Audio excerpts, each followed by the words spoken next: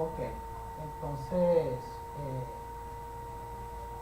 retomando un poco la idea de esta segunda parte de la clase, ahora nos corresponde ver cómo encaja el esquema mítico, poético, sapiencial que hemos venido presentando, como si encontramos este esquema dentro del Tanaj, dentro de los textos sagrados.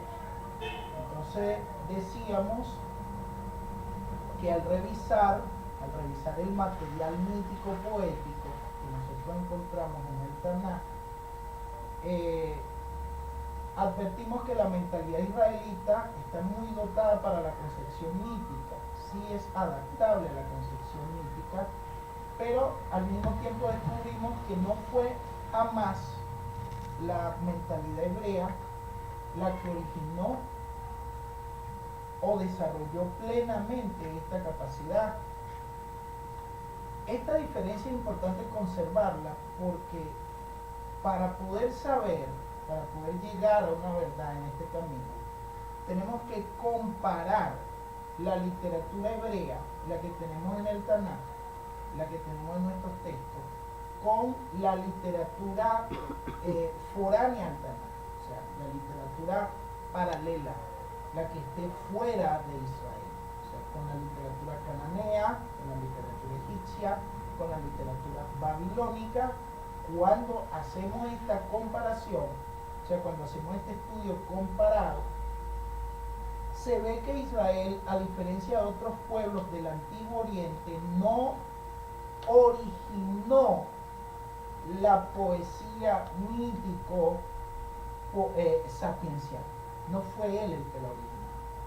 Ejemplo de lo que estamos diciendo ahora. La literatura sumeria, acadia, ¿de qué época es? Año 3000 antes de Mashiach. ¿De qué época es Abraham? Que puede haber sido el más cercano. ¿Y de dónde era? Abraham es de Ur de los Caldeos, año 1800 antes de Mashiach. ¿De qué época sería aquel personaje con quien inicia la Torá? Por lo menos, o como mucho, 1500 antes de Mashiach, Moshe. O sea que esta literatura sumeria le precede más de 1000 años a Moshe. ¿Me explico? La literatura sumeria del tercer milenio antes de Mashiach. O sea, al hacer el estudio comparado, nos damos cuenta que esta literatura mítico, poético, sapiencial no nació en Israel. La recibió, la heredó, la desarrolló, la transformó, pero no se originó con Israel. No se originó con Israel. Quitémonos la idea de que Bereshit capítulo 2 versículo 7 sea exclusiva de la Torá, la imagen del hombre formado a partir de la tierra. ¿Esta imagen la encontramos en otra literatura? Sí, solamente la encontramos en otra literatura, sino que esa literatura es primero que la literatura de la Torá. Entonces la Torá no está, en este caso, originando, no está creando, la Torá está reaccionando, algo diferente. ¿Okay? Está reaccionando ante aquellos mitos y los está transformando. ¿Me estoy explicando? Amén. Lo tiene que hacer dentro del mismo género. Lo tiene que hacer dentro del mismo género. Entonces, podemos ver en comparación con otros pueblos del Antiguo Oriente, se pueden ver estas diferencias. Porque ellos crearon una serie de mitos. Ellos sí crearon mitos. Israel no es creador de mitos, es receptor, no creador de mitos. Estos pueblos del Antiguo Oriente sí crearon mitos. Como receptor. Que influyeron, receptor, los recibió. Los recibió. ¿Ok? Los recibió. En cambio, aquellos pueblos del Antiguo Oriente no solamente los crearon, sino que además los exportaron, los difundieron, los transportaron, influyeron en todo lo que era el territorio de la media luna fértil o el fértil terciario. ¿Me estoy explicando? Entonces tomar en cuenta esto, por ejemplo, los sumerios, los acadios, los babilónicos, egipcios. Tal es el caso, por ejemplo, del poema de Enuma Elis, el poema de Gilgamesh. Todo eso son elementos que están allí. El mito del tema del diluvio, las numerosas descripciones teofánicas que nosotros encontramos dentro del Tanaj. Dentro del Tanaj encontramos numerosas descripciones teofánicas. Son manifestaciones telúricas, cósmicas. Por ejemplo, piénsese, por ejemplo, en Shemot o Éxodo capítulo 19 y las teofanías que se van dando allí en Har Sinaí, en el monte Sinaí, ¿verdad? Son teofanías telúricas, cósmicas, movimientos telúricos, estruendos, truenos, rayos, sacudones. ¿Se comprende la idea? ¿Encontramos nosotros estas imágenes en otras literaturas? Sí, anteriores a la Torá. ¿Sorprende esto? Sorprende a la mentalidad religiosa. A nosotros no tiene por qué sorprendernos. A nosotros tiene que prepararnos, tiene que educarnos, ¿correcto? Pero entonces fíjense que Israel recoge esta literatura y la transforma, porque la presentación que se da de estos temas en la Torá y en el Tanaj realmente tiene un mensaje ético, tiene un mensaje que lleva a la sociedad a avanzar, a mejorar. Y en esto consiste la revelación de Dios. No consiste en exclusividad. ¿Ok? Consiste en el carácter top, bueno, benéfico, transformador. Esto es lo verdaderamente trascendente aquí. Entonces, estas numerosas descripciones teofánicas que están desplegadas a lo largo y ancho del Tanaj, que celebran las intervenciones de Yahweh, y se ve el carácter transformador porque esas intervenciones no se presentan dentro de elementos míticos, sino dentro de momentos históricos para Israel. Piensen en Pesaj. Se presenta una intervención de Yahweh, pero ¿para qué? Para revelar el carácter de Yahweh. Como un Elohim mítico, no, como un Elohim que sale en favor de los oprimidos, en favor de los esclavos, en favor del que sufre, en favor del clamor de los inocentes, que sale para poner en su puesto a reyes abusivos, opresores, sistemas esclavizantes, alienantes. ¿Me estoy explicando? Y Yahweh revela su carácter emancipador. ¿En qué? Dentro de la historia salvífica de Israel. Entonces se va viendo el elemento mítico por un lado y el carácter transformador que se celebra en la intervención de Yahweh. Lo mismo ocurre con los otros moedín de Yahweh, las otras fiestas de carácter agrícola. Incluso la fiesta de Pesaj también eran fiestas que celebraban otros pueblos antes que Israel, y eran la cena que se daba, una cena de protección. Al igual, en esto vamos a hacer el estudio, vamos a hacer la tarea. Haciendo la tarea vamos a poder comprender muchas cosas. Pero fíjense que en el caso de las otras fiestas, los elementos agrícolas que tienen, también encajan dentro del tema de la liberación de Israel. Cuando Israel va transitando camino hacia la tierra prometida, va encajando dentro del proyecto de liberación. ¿Se comprende? ¿Sí se entiende la idea? Va encajando dentro del proyecto de liberación. Entonces, vemos que Israel pues recibe estos temas míticos, pero al mismo tiempo los transforma. Y de eso dan cuenta las numerosas descripciones teofánicas que tienen que irse estudiando. Tienen además un estilo majestuoso, grandioso, sublime. Demuestran que Israel es capaz de crear una espléndida mitología. O sea, es capaz de más de crear, de transformar de manera espléndida estos elementos míticos, poéticos, sapienciales que recibió.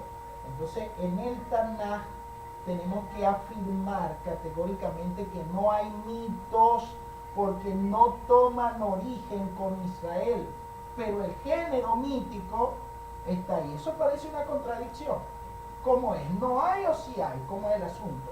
No, tenemos que entender cómo se presentan los textos. No hay mitos propiamente hablando. ¿Por qué? Porque no se originan con Israel. En ese sentido no hay. En ese sentido no hay. ¿Ok? Los que existen no surgieron con Israel. No surgieron, no los originó Israel. No fue que Israel se inventó los mitos o que se originaron con ellos. No, han sido tomados de afuera, son foráneos, vienen de afuera, son exógenos. Y esto que hayan entrado se debe sin duda a que piensen, hablamos nosotros de el origen de la teología hebrea ideal en clases pasadas y hablábamos de un grupo de gente nómada. Los ciclos patriarcales son clanes, van en busca de pastos, de aguas abundantes, aptas para la vida del pastoreo.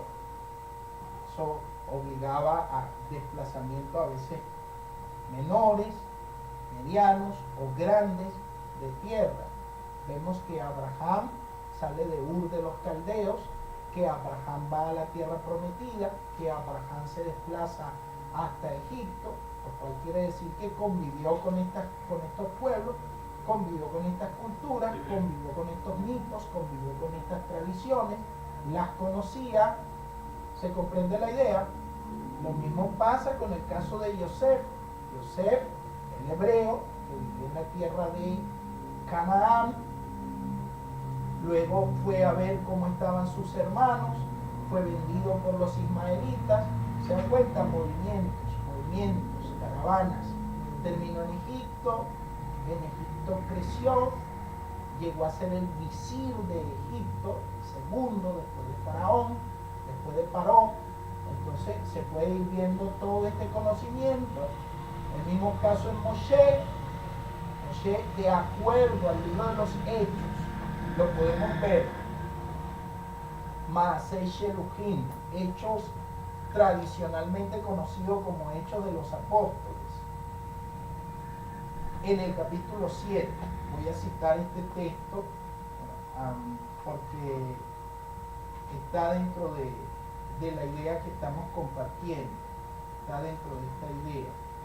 ¿Con qué nos encontramos nosotros aquí?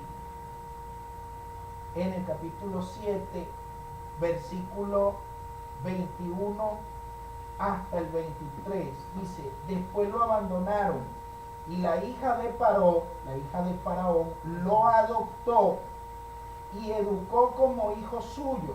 Fue educado como egipcio. ¿Se da cuenta? Lo adoptó y lo educó como hijo suyo. Moshe se formó en toda cultura egipcia. Era eficaz de palabra y de obra. Al cumplir 40 años, se le ocurrió ir a visitar a sus hermanos israelitas. ¿Se da cuenta? Entonces conocía pues lo que tenía que ver con la literatura y la cultura egipcia. Tenemos que tomar en cuenta todo esto, si de verdad queremos estudiar, si de verdad queremos prestarle atención a esto. Entonces vemos que esta literatura mítico-poética, sapiencial, a pesar de no ser de Israel, a pesar de no haber nacido allí, entró en Israel. Y cuando me refiero a entrar en Israel, me estoy refiriendo a Israel, digamos el Israel teológico y el Israel histórico, para hacer una diferencia de lo que es Canaán como la tierra, de lo que es Israel como el pueblo que va formando Yahweh. Me estoy explicando, y su historia, y sus costumbres, y su teología, y la revelación con la que tuvo que cargar. Entonces viene de afuera, pero entró en ellos, y ellos han tenido que tomarla, si se quiere, por la fuerza de la historia, por la fuerza de los eventos dentro de los cuales tienen que ir creciendo, y esto se debe sin duda a el carácter de la fe hebrea. La fe hebrea está fundamentada en el encuentro. La fe hebrea no es, en primer lugar, especulativa. Ellos no están especulando.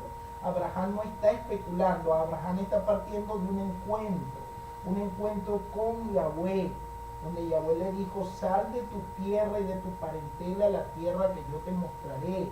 La fe hebrea, por ejemplo, usted puede ver en Moshe y el escenario de la teofanía de la zarza ardiendo, parte de qué, de un encuentro. Los profetas, los neviim, cuando entregaban un mensaje que decían: así dice Yahweh, o en el año en que murió el rey Ushia, vino a mí palabras de Yahweh. ¿Se da cuenta? Entonces, ¿de qué están partiendo los datos? Están partiendo de un encuentro, no están partiendo de un mito, de una especulación o de un ejercicio filosófico racional. No, estamos hablando de la experiencia de un encuentro. ¿Correcto? ¿Sí se comprende el asunto? De hecho, esto parte de un testimonio. Cuando se da testimonio es algo mayor que decir algo. El que dice algo mientras no sea testigo no tiene base para lo que está diciendo. Pero el que dice algo siendo testigo está facultado por la realidad. ¿Qué lo está facultando? ¿Qué lo está habilitando para hablar? La experiencia. ¿Se comprende la idea? Es la experiencia la que lo está habilitando, la que lo está facultando. Y la fe hebrea tiene como característica, por lo menos la propuesta que se nos da en los textos, es la propuesta del testimonio, de la experiencia, del encuentro con lo sagrado. O sea, lo sagrado sale de su ocultamiento, sale de su trascendencia sin dejarla, y entra en nuestra historia, en la historia de Israel, se hace presente, sale de su ocultamiento y entonces dialoga con el hebreo, dialoga con el israelita. Entonces partimos desde este fundamento, aquí, desde esta experiencia de encuentro con la divinidad, de encuentro con lo sagrado. Y el encuentro de la divinidad con el hombre no puede darse fuera de la tierra, ni puede darse fuera de la historia. Se tiene que dar en la tierra y se tiene que dar dentro de la historia. Y eso definitivamente no deja mucho espacio para el mito. ¿Me estoy explicando? No deja mucho espacio para el mito, a diferencia pues de otros pueblos, donde, por ejemplo, Canaán y su fe o su religión alrededor del culto a la tierra, y entonces caían en ciclos, los ciclos naturales y el eterno devenir entonces de los ciclos, de lo que es con primavera, otoño, invierno, verano, y así esos movimientos cíclicos. Entonces surge Baal, Sera, y van surgiendo todo este tipo de cultos. No, Yahweh es el Elohim que irrumpe en la historia de los oprimidos, algo completamente distinto, algo completamente diferente. ¿Se comprende la idea? Entonces, la presentación que nos va haciendo Israel dentro del Tanaj, dentro de su testimonio escrito, es que Yahweh actúa de manera distinta a las otras divinidades que quedan encerradas en el mito. Yahweh no queda encerrado en el mito, Yahweh va a intervenir en la historia. ¿Se comprende la idea? No puede quedar atrapado en el mito como quedan los otros dioses. Yahweh va a intervenir en la historia. ¿Okay? Entonces, interviene para actuar de forma ética, de forma correcta, de forma decisiva. Y así Yahweh va a ir apareciendo como Elohim único. No primero como Elohim único, digamos como un Elohim, como el Elohim de Israel. Y esto es lo que hemos dicho en otros momentos, esto es monolatría, aceptar a una divinidad entre otras divinidades, o sea, escoger una.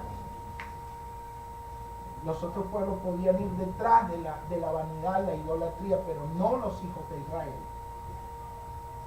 Y eso es monolatría, ¿verdad? Entonces, esta monolatría se va presentando dentro de diversos aspectos. Primero, desde un punto de vista tribal, ¿ok? Yahweh va a ser el Elohim de la tribu, o sea, el Elohim de la familia, de la tribu, del clan, estoy explicando, de ese grupo de pastores nómadas, y así se va presentando como un Elohim tribal. Luego se va a presentar como un Elohim nacional, cuando toman posesión de la tierra prometida y se consolida la monarquía. De allí la importancia de David, su conquista de Jerusalén, ¿ok? Su deseo de pedir templo, la importancia de Salomón y llevar a cabo el proyecto del templo. Se comprende la idea porque se va a consolidar la monarquía y el proyecto nacional, lo que hemos hablado en otras ocasiones, la teología de Sión. ¿Ok?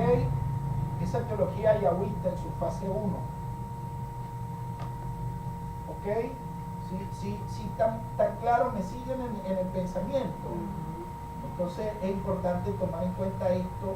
Fíjense que va evolucionando, se va desarrollando, va transformándose de un Elohim familiar, de clan, un Elohim local. Los textos del libro de Jueces de Shoftim van reflejando este culto ancestral, este culto primitivo.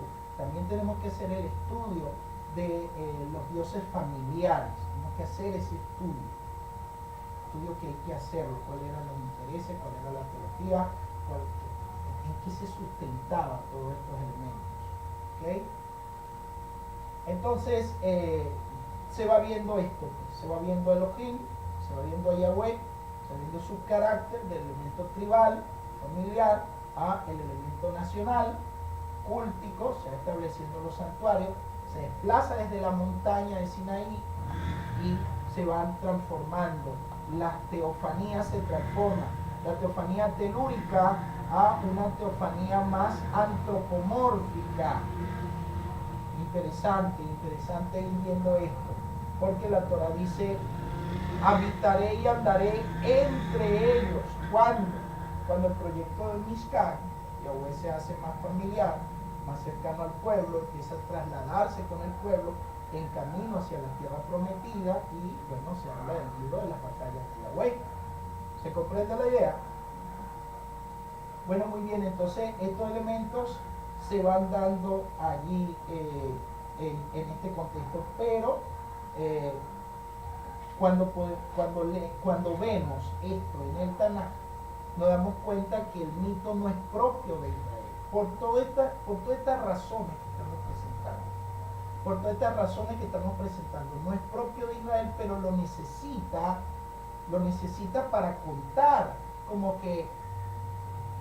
como que aquí nos llegara. Imagínense qué haría Moshe con un teléfono celular, que Yahweh le bajara un teléfono celular a Moshe dentro de su época, su categoría, su margen de experiencia, de pensamiento, que hubiera podido decir de un celular.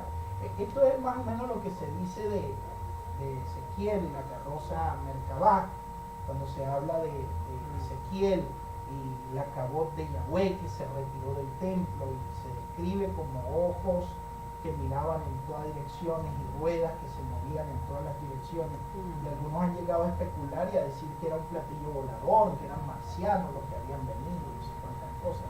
Pero eso se cae porque el texto está hablando de una visión. Un platillo volador lo veríamos todos los que estamos aquí, pero una visión, lo que usted ve en visión, no lo podría ver yo aunque esté aquí.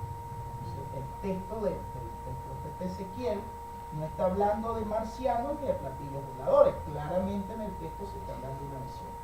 Gracias a Yahweh, que cuando uno estudia bien, no se deja arrastrar por este tipo de especulaciones o de ideas sensacionalistas. Pero lo cierto es que en una visión se nos pueden estar presentando elementos que son muy avanzados en el tiempo y nosotros, por ejemplo, encerrados en una época, lo que buscamos son semejanzas para poder describir lo que estamos viendo.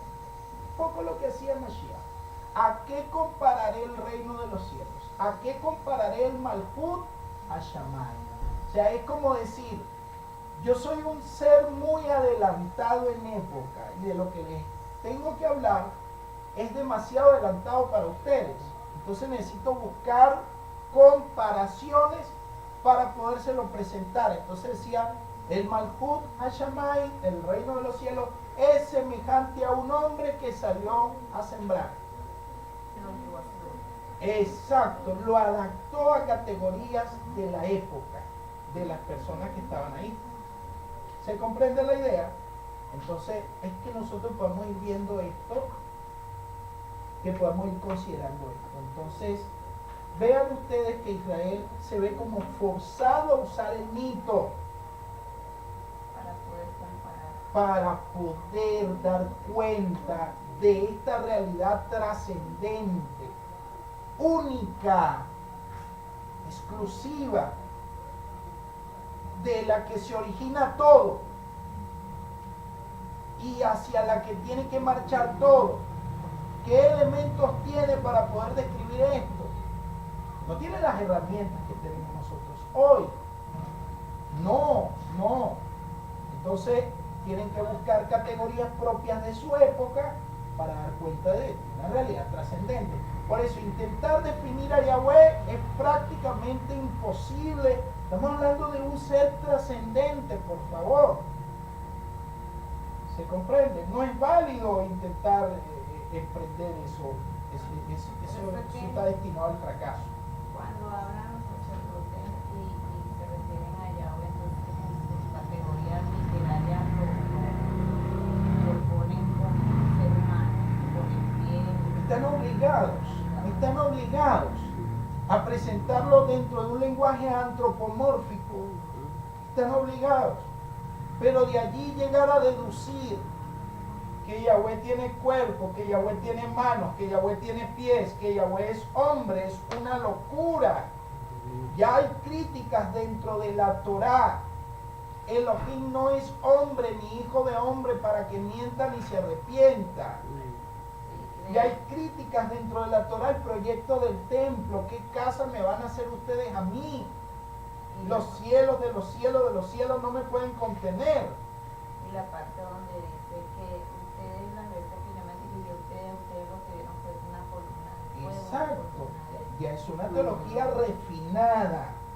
Ya es una teología adelantada en el tiempo, que por eso es importante este tipo de estudios. Han tenido que nacer, miren, escúchenme, lo adelantado que es Yahweh. Ustedes no se han encontrado con personas, no han conocido personas o han leído libros, personajes que se sienten como atrapados dentro de una época a la cual ellos realmente no pertenecen. O sea, son personajes demasiado adelantados en el pensamiento para una generación que no es capaz de comprenderlos.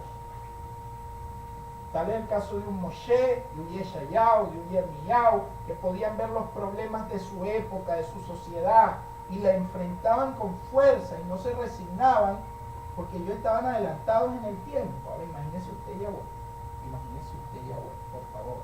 Entonces por eso han existido teólogos muy importantes, por ejemplo, en los rabinos de Israel. Maimónides fue un rabino muy adelantado en su época. Hasta hace 1000 años aproximadamente se pensaba que Yahweh tenía cuerpo, que podía ser un Elohim enorme, un gigante, y la mano, el universo no cabía en la mano de Yahweh, porque Yahweh era demasiado enorme, un gigante demasiado enorme. O sea, tienen que surgir teólogos adelantados en el tiempo, decir, por favor hermano, Yahweh no tiene cuerpo, un cuerpo es limitación. Y Yahweh es infinito, trascendente. ¿Qué cuerpo va a tener? Pero ya hay críticas dentro de los escritos de los primeros discípulos, porque Maimónides es un tiempo ahorita reciente. Pero ¿qué nos dice Rab Shaul? Rab Shaul habla también del Elohim invisible que habita en luz inaccesible, que dice Yahushua HaMashiach. A Elohim nadie le ha visto jamás, a Yahweh nadie le ha visto jamás. ¿Se dan cuenta? Entonces este pensamiento crítico ya existía, ya estaba en semilla, ya estaba en germen. ¿Cuándo va a surgir o qué hace posible el avance, el descubrimiento, el desarrollo del pensamiento? Importante estudiar la historia del pensamiento en todas las culturas. En todas las culturas. Por eso me gusta, me apasiona esta clase. ¿Qué me apasiona esta clase? Que esta clase está abierta al ejercicio de la razón del hombre universal, su pensamiento mítico, primero, poético, sapiencial, después un pensamiento más adecuado a la razón, a la ciencia, ya el hombre de nuestra época, pero con el descubrimiento de la matemática, va a surgir una espiritualidad más profunda, una espiritualidad más científica, como la que nosotros podemos tener disponible en este momento. Pero a veces, fíjese, por eso la ambigüedad dentro de los textos, porque dentro de los textos no hay un pensamiento filosófico, jerarquizado, organizado, que se vaya sistematizando. No, ese pensamiento no está dentro de los textos sagrados. Usted ve un autor piensa de una manera y otro puede pensar de otra manera. Eso es lo maravilloso en el estudio de estos textos, ¿verdad? Pero fíjese, por ejemplo, la matemática de Israel en el periodo nómada pastoril, usaba la matemática prácticamente para dos cosas: para contar cabras y contar ovejas. Para eso usaba la matemática, era un pensamiento simple, básico. ¿Se comprende? No usaba la matemática para un ejercicio cabalístico, como hoy en día los cabalistas quieren hacernos creer o quieren hacernos pensar. No la usaba para eso. Usaban la matemática para ver cuántas ovejas tenían hoy. Tenían 100 y mañana de repente se robaron 2. Ok, ahora me quedan tantas. Para eso usaban la matemática. Porque eran gente nómada. ¿Se entiende? No me queda mentira. Y Yahweh, un Elohim de templo. No, eso no está ahí reflejado con claridad en los textos. La teología de un Yahweh en un templo va a surgir después. ¿En qué periodo? En el periodo monárquico. David pide templo. Hay que estudiar con seriedad estos textos, hay que estudiarlos en profundidad. La teología del Beit Hamikdash, Yahweh, ¿cuántas veces no la arrasó? ¿Se dan cuenta? Yahweh, por el contrario, es un Elohim que le encantaba, le gustaba vivir entre el pueblo, intervenir entre el pueblo. A veces parecía metía, empujaba, insistía, intervenía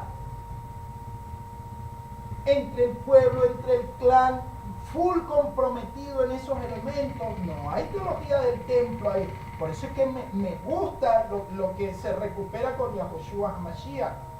Generalmente intervenía fuera del templo. Estaba entre el pueblo, estaba entre los oprimidos, entre los desheredados, los sin techo, los pobres, los que no tenían cómo valerse por sí mismos. Fruto de ello es la multiplicación de los panes, de los peces, darle vista a los ciegos, darle la capacidad de caminar a los que tenían movilidad reducida, liberar a los endemoniados, darle la capacidad de razonar, de pensar, recuperar su vida dentro de una vida completamente nueva. Y ustedes van viendo entonces una teología bastante crítica allí en los escritos de los primeros discípulos con respecto a esa teología sacerdotal, a esa teología acomodada, esa teología de la clase alta, la clase exclusiva que no se ocupaba de los oprimidos. ¿Se dan cuenta? Entonces es un estudio bastante importante que nosotros podemos hacer desde este punto de vista. ¿Sí se comprende la idea? Y ese es el carácter de Yahweh. Yahweh es el Elohim del Éxodo, el Elohim de los proyectos de liberación cuando Israel estaba fuera de la tierra prometida y cuando Israel está dentro de la tierra prometida y está surgiendo una monarquía abusadora, opresora, una monarquía que oprime, que abusa, como la monarquía de Salomón, hay que decirlo. Salomón estaba que el reino se le caía a pedazos, pero por misericordia de Yahweh no se cayó mientras Salomón vivía. Dios, me acuerdo de tu papá y por amor a tu papá es que no me llevo por medio tu sistema de gobierno, por amor a tu papá. Y aquí tenemos una enseñanza, hermano. A veces nosotros vivimos de aceite prestado. ¿Oyó? Vivimos de aceite prestado. O sea, por amor a los que oran por nosotros, Yahweh no nos lleva por medio. Por amor a los que interceden, Yahweh está ahí.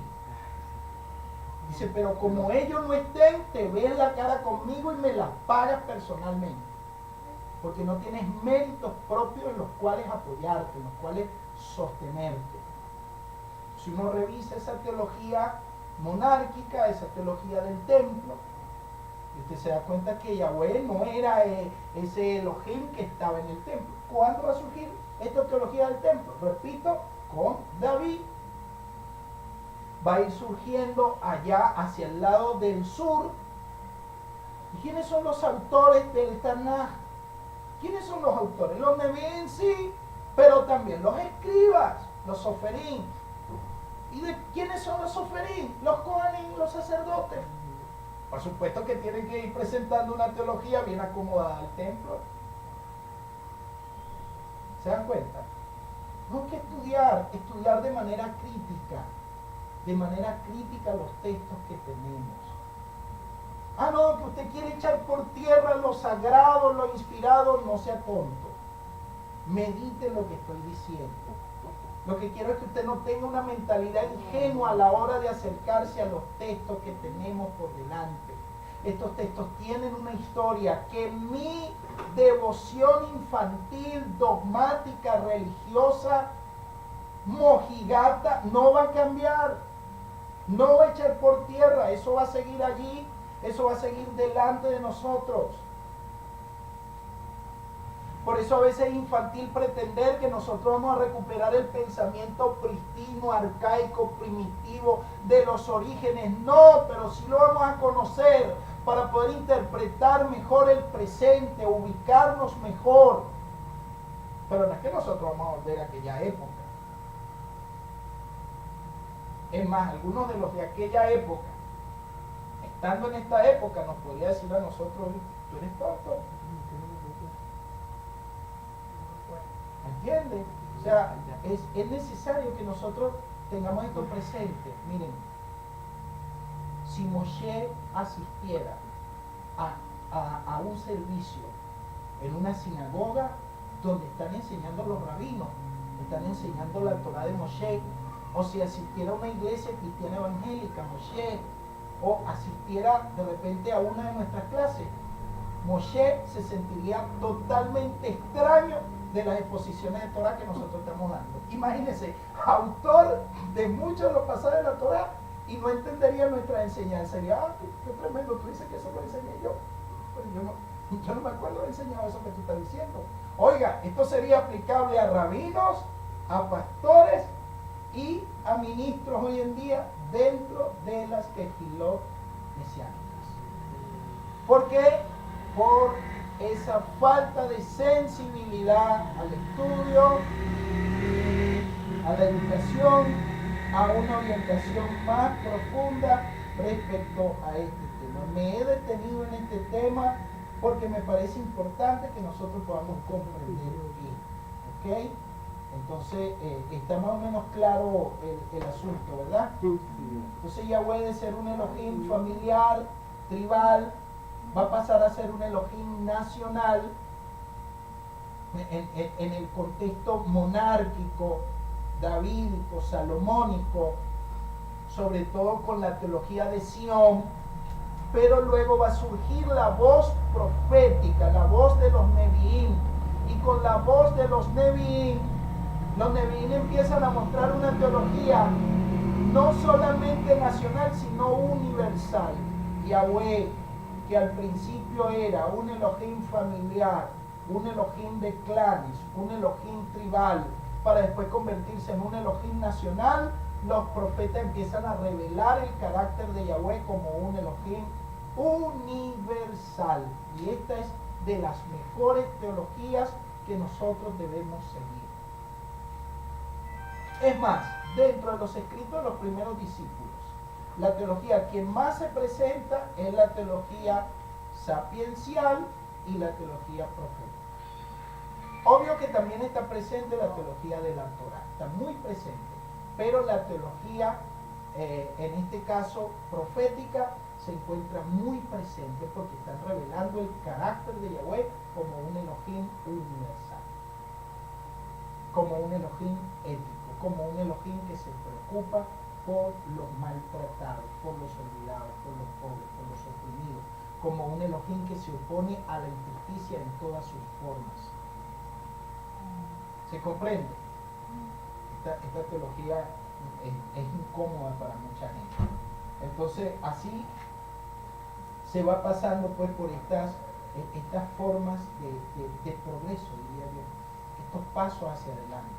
Esta va a ser la teología que va a tomar Yahushua HaMashiach, y es la teología de la cual se van a servir los Shaluchim, los apóstoles, porque ellos son enviados a las naciones.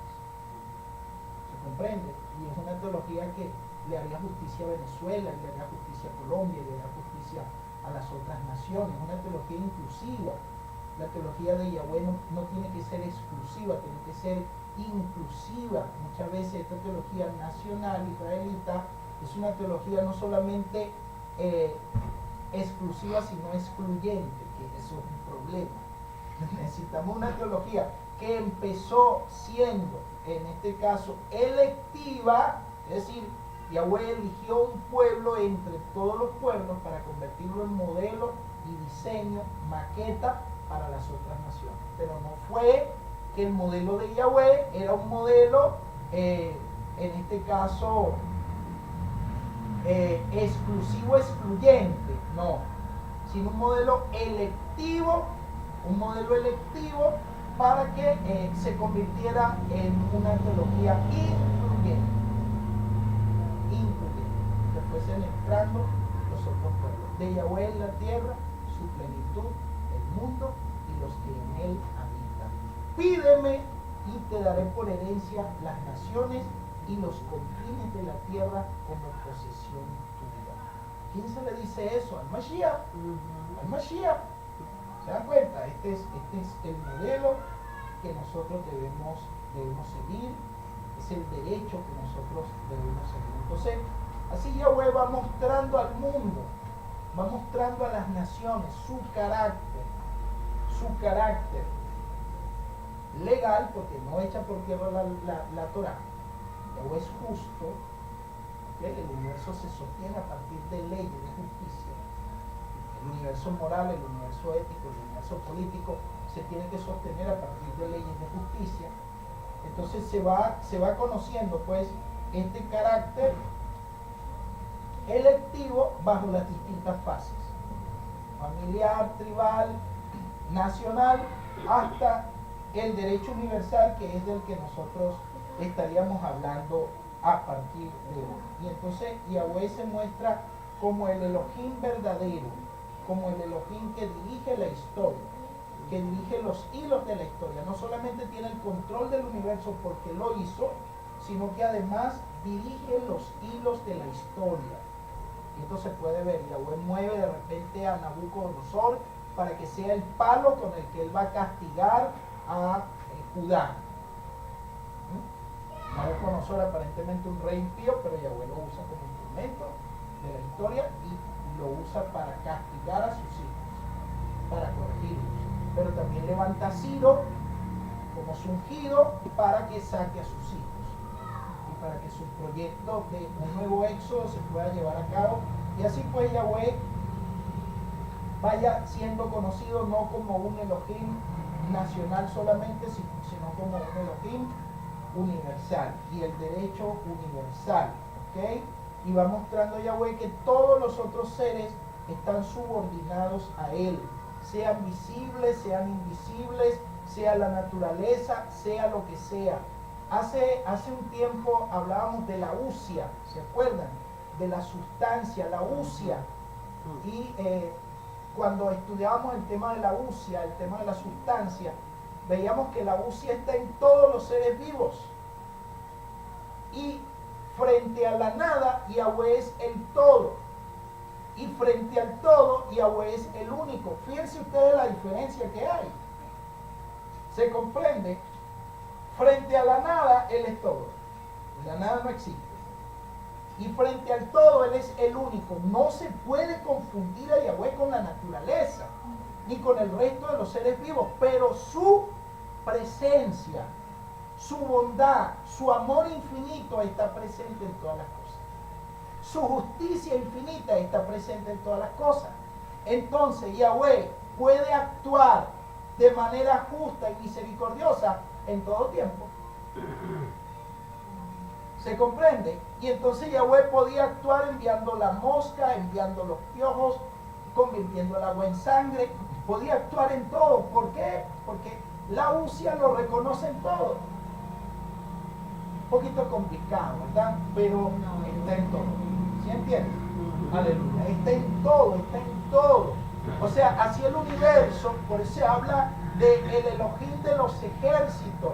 Y los ejércitos de Yahweh no tienen límite. Yahweh puede usar el viento, puede usar el fuego, puede usar el agua, puede usar la nube, puede usar el trueno, puede usar el relámpago. Yahweh puede usar las ranas, los piojos, las plagas. Yahweh puede usar cualquier cosa.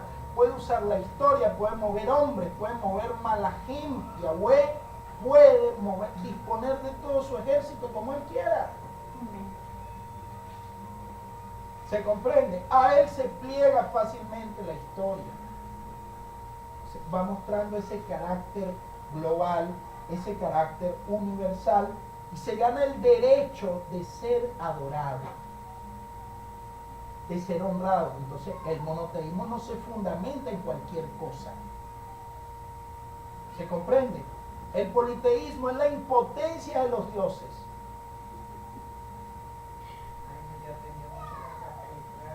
Lo que puede hacer uno no lo puede hacer otro. Y entran en conflicto y las escalas jerárquicas. Yahweh no tiene rival. Y solo hombre con todos los materiales de la Con suficiencia plena, completa y absoluta.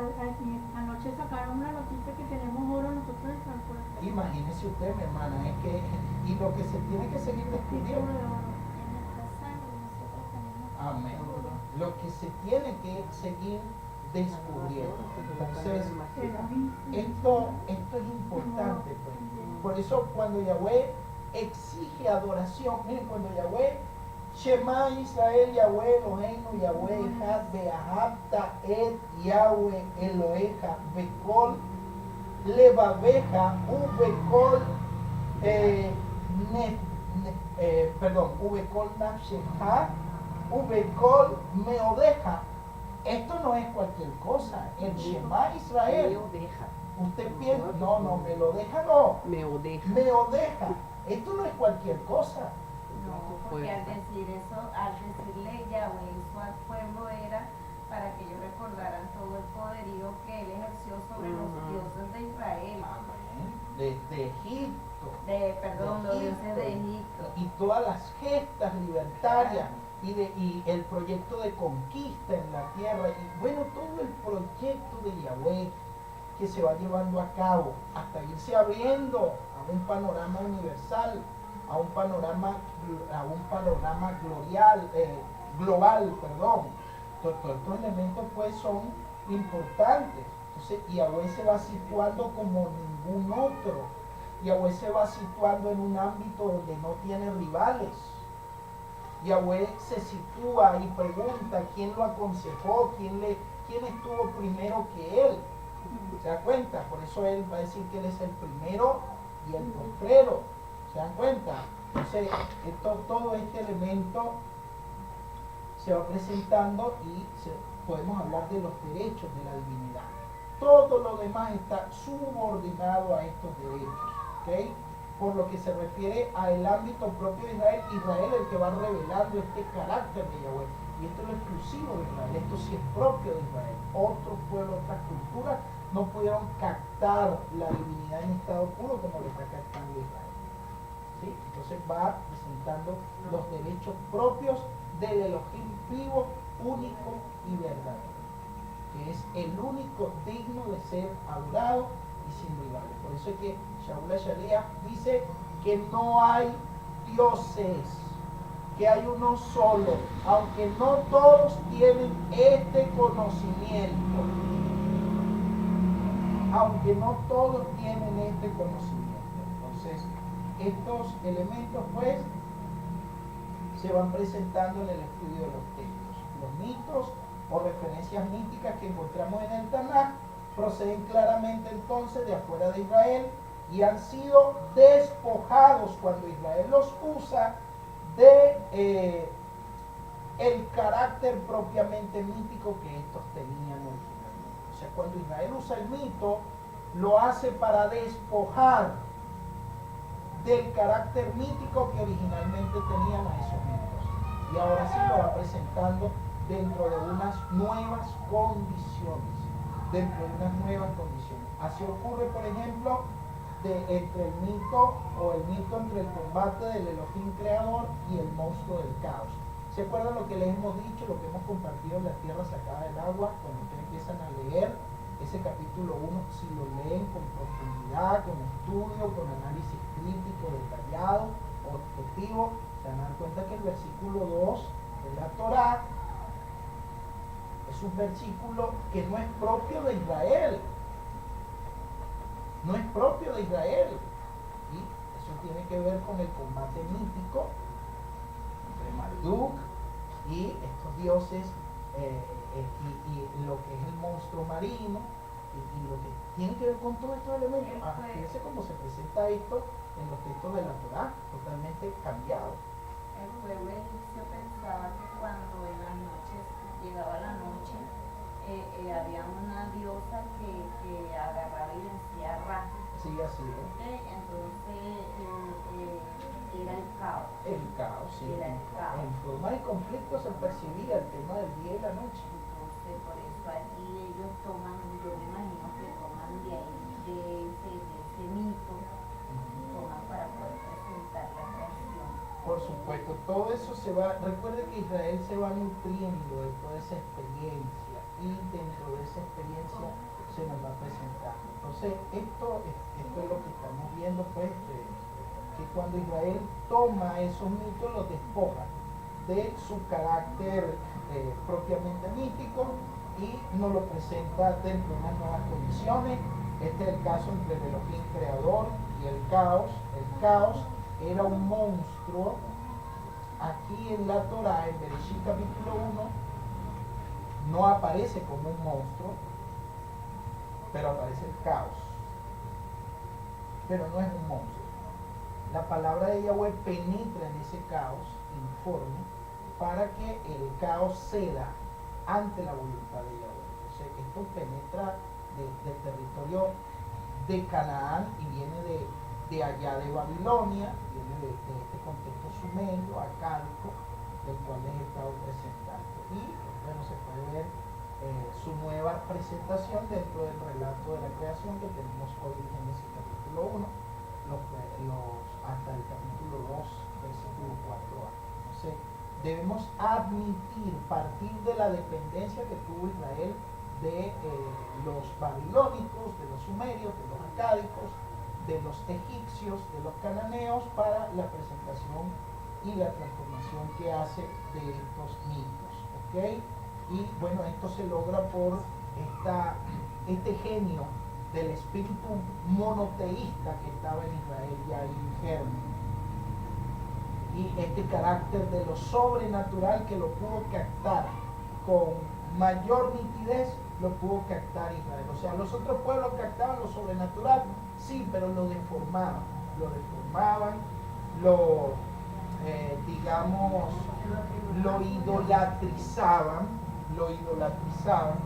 Israel cultizó lo sobrenatural, lo hizo objeto de culto, ¿ok? Y entonces esta era la gran diferencia. Pero fíjense ustedes que se puede ver que esos mitos en muchos lugares quedaron en fragmentos pequeños, pero en estado puro, en los textos de Israel, tales como cuando usted, por ejemplo, ve en la literatura poética el Salmo 104, versículos 6 al 9, en Job, capítulo 38, versículo del 10 al 11.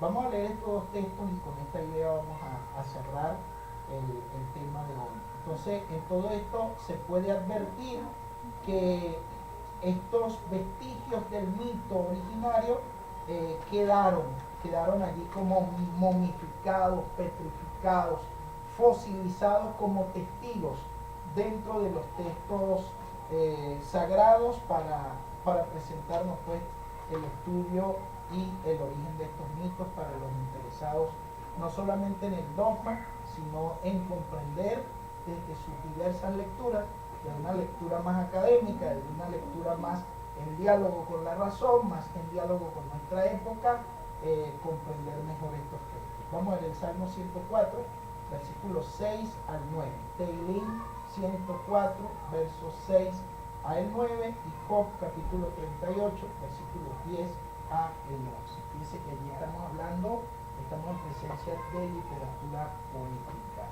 Salmo 104, versículos 6 al 9 dice lo siguiente: la cubriste con el océano con un manto, y las aguas persistían sobre los montes, pero ante tu bramido huyeron, ante tu voz tonante se precipitaron, escalando montañas, descendiendo valles hasta el puesto asignado.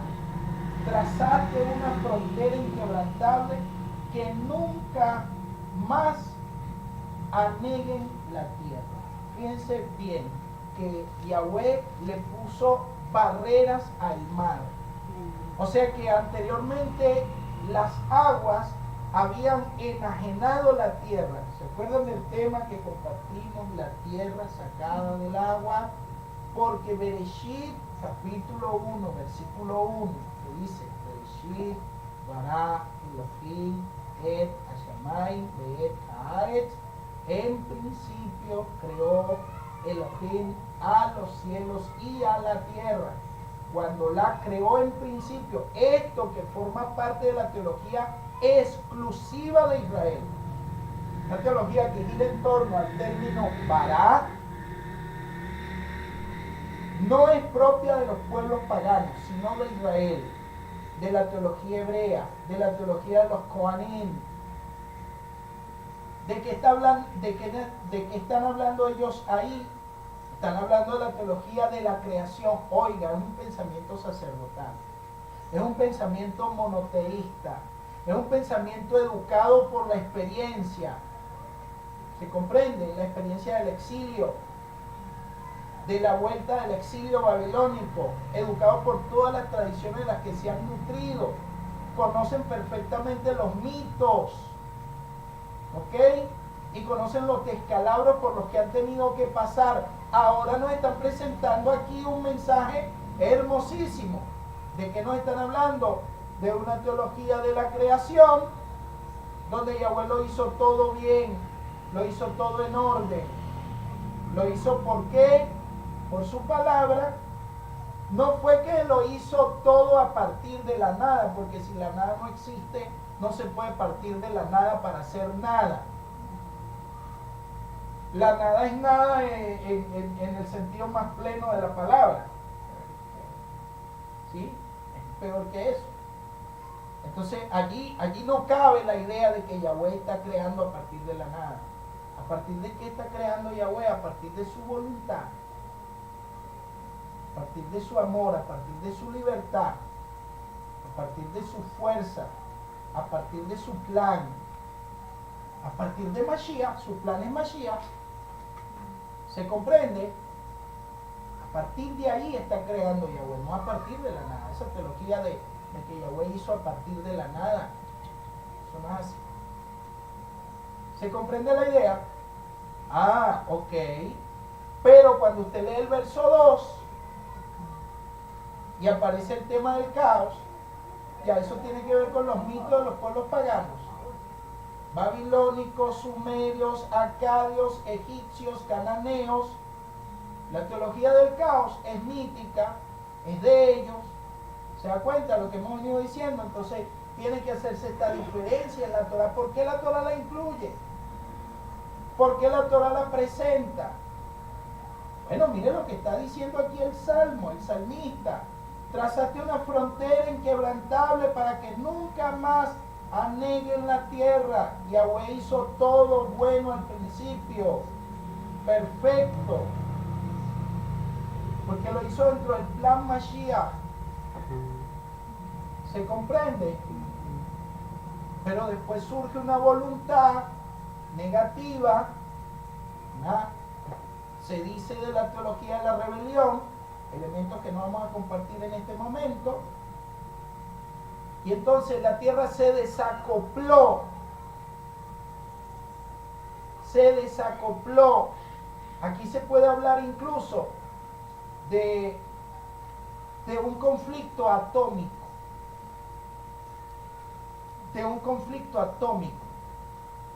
y usted encuentra oro donde enterrado en las minas. ¿Por qué no está arriba así? ¿Por qué no está en la superficie? Y esmeralda, bueno, a excepción de ustedes, a excepción de nosotros. Pero ¿por qué está enterrado? Así como si una explosión atómica, ¿se da cuenta? Cuando se hace el estudio, por favor, cuando se hace el estudio, el Beit HaMikdash o la Nueva Jerusalén, ¿de qué hablan los textos? Calles de oro, mar de cristal. Cuando el proyecto del Mishkan, Yahweh pide que se recojan ofrendas y empieza a clasificar cómo se va a ir haciendo. ¿Usa el oro para lo sagrado o no usa el oro para lo sagrado? ¿Usa las piedras preciosas, sí o no? Lo mismo que dice Shaul HaShaliach, cuando dice que los templos los podían hacer de paja, de madera, de heno, de oro o piedras preciosas. ¿Se dan cuenta? Entonces es interesante que nosotros podamos ver la idea de que la tierra se desacopló en el versículo 2. O sea, se movió del proyecto original, se desacopla y aparece la teología del caos. Entonces en el versículo 3 tiene que entrar de nuevo Elohim con el aliento contenido en su garganta, que está allí en el versículo 2. Y en el verso 3 dice, Vayomer Elohim, dijo Elohim. Por ese decir se van a poner nuevamente en orden las cosas en la tierra, no en el universo, porque el problema fue en la tierra. Por ese decir de Elohim se van a poner de nuevo en orden las cosas aquí en la tierra. Por un dicho de Elohim, la tierra fue puesta nuevamente en orden. ¿Y en qué consiste parte de ese dicho? Ponerle frontera a las aguas. Fíjense que Yahweh separó las aguas de arriba de las aguas de abajo. Y luego que las aguas de abajo estaban cubriendo toda la superficie terrestre, Yahweh dijo, reúnanse las aguas en un solo lugar y descúbrase lo seco. Y hay proyectos que muchos científicos académicos han empleado para usar, para hablar de Pangea, el proyecto Pangea, una sola tierra. Porque después con el diluvio, la tierra se abrió de nuevo, se dividieron los continentes que ahora nosotros tenemos. Pero se ha dicho, yo no he hecho el estudio porque no soy geólogo, ni nada que se le parezca, pero se ha dicho, los que estudian, los estudiosos, que si se uniera, si se separara la distancia, se retirara el agua que separa el continente africano de esta parte del mundo, encajarían perfectamente como las piedras del rompecabezas. O sea, confirmando el proyecto de que en tiempos antiguos la tierra estaba, la superficie seca estaba en un solo lugar. Pangea. ¿Se comprende la idea? Entonces, bueno, allí se puede ver pues que en esta literatura mítica, poética, de la cual nos han quedado vestigios, y aquí les estoy dando un ejemplo, el Salmo 104, versos 6 hasta el versículo 9, donde acabamos de leer, se ve pues esta huella. El otro texto que les di fue Job, capítulo 38, versículo 10 hasta el 11. Entonces, se puede ver pues estos vestigios, estos fósiles o escombros que no fueron trabajados, desarrollados, pero que vinieron de afuera e Israel los conserva. Entonces, no sé qué les parece a ustedes este tipo de estudio. Mucho material, hay muchos elementos por considerar, pero están ahí. Están en nuestros textos y simplemente no podemos renunciar a ellos y a la importancia y la trascendencia que tienen para poner en orden nuestra cabeza la literatura cuando es de carácter histórico, cuando es de carácter poético, mítico, cuando es saga, cuando es novela, etcétera, y cómo se va contando, cómo se va narrando. Pero repito, la teología principal, la teología originaria de Israel es histórica, está basada en la experiencia, está basada en el testimonio. ¿Okay? No se le olvide eso.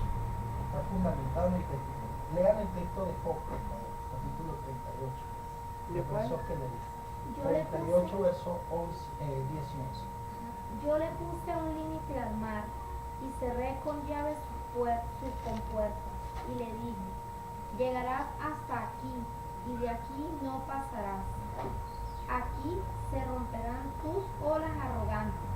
¿Se da cuenta? La arrogancia que se presenta allí en el versículo 2 de la Torá, se le va a poner límite, hasta aquí llegará. O sea que el mar amenazaba con salirse, el mar amenazaba con apoderarse de la creación. El mar amenazaba con decir, bueno, esto es mío, esto lo tomo yo, aquí no hay Elohim, aquí no hay Yahweh, aquí no hay espacio para la vida, aquí lo que va a reinar va a ser el caos.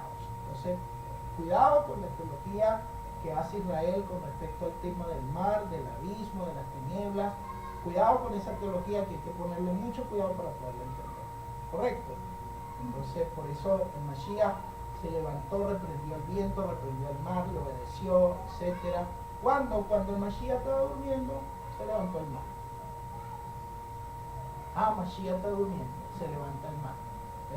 Después se levantó Mashiach, reprendió el viento, reprendió el mar, hizo bonanza. Y miren lo conectado que está esto a las tinieblas, que tan pronto Mashiach llegó al otro lado de los Gadarenos, en la región de Gadara, en la región pagana, en la región gentil, tan pronto puso sus pies en la tierra, apareció un endemoniado. Y legión se llamaba porque eran muchos. ¿Ok? Y ahí hay un estudio que hacer, un estudio importantísimo. Se ve la fuerza, se va manifestando la fuerza de Mashiach. Se va manifestando su fuerza para reprender el viento, para reprender el mar, para reprender los discípulos y después para reprender el demonio que está en el Gadareno. Díganme. Palabra cierta, pastor. Mire, por ejemplo, aquí en el 37. Del 23 dice, no podemos comprender al Todopoderoso, pues Él es inmensamente fuerte y justo.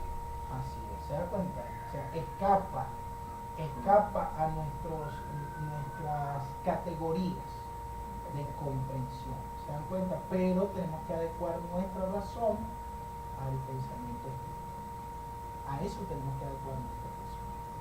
Bueno, Shalom entonces. Shalom.